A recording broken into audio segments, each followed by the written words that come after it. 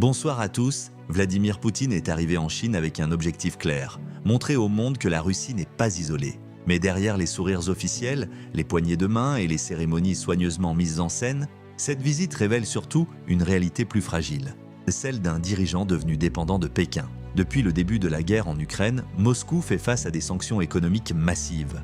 Les marchés occidentaux se ferment, les investissements étrangers disparaissent et l'économie russe se réorganise dans l'urgence. Dans ce contexte, la Chine est devenue un partenaire indispensable. Commerce, énergie, technologie, Pékin représente aujourd'hui une bouée de sauvetage pour le Kremlin. Mais cette relation n'est plus vraiment équilibrée. Il y a encore quelques années, la Russie se présentait comme une grande puissance capable de discuter d'égal à égal avec la Chine. Aujourd'hui, le rapport de force semble avoir changé. Pékin achète du pétrole russe à prix réduit, étend son influence en Asie centrale, une région historiquement proche de Moscou, et impose progressivement ses conditions économiques.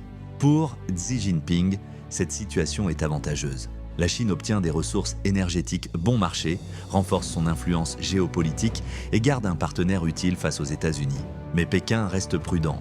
Les autorités chinoises soutiennent politiquement la Russie sans aller jusqu'à compromettre totalement leurs relations avec l'Occident. Cette prudence montre bien les limites de l'alliance. Officiellement, les deux dirigeants parlent d'un partenariat stratégique sans limite. Pourtant, dans les faits, chacun poursuit ses propres intérêts. La Chine veut la stabilité et le commerce mondial. La Russie, elle, cherche surtout un soutien politique et économique pour résister à l'isolement international. Et c'est peut-être là l'image la plus marquante de cette visite. Un Vladimir Poutine obligé de se tourner vers Pékin en position de faiblesse. Car malgré le discours de puissance affiché par le Kremlin, la guerre a profondément transformé l'équilibre entre les deux pays.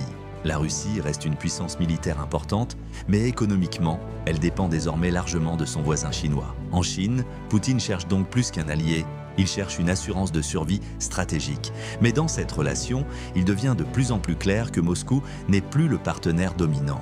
Et dans le grand jeu géopolitique mondial, la Chine semble aujourd'hui tenir les cartes.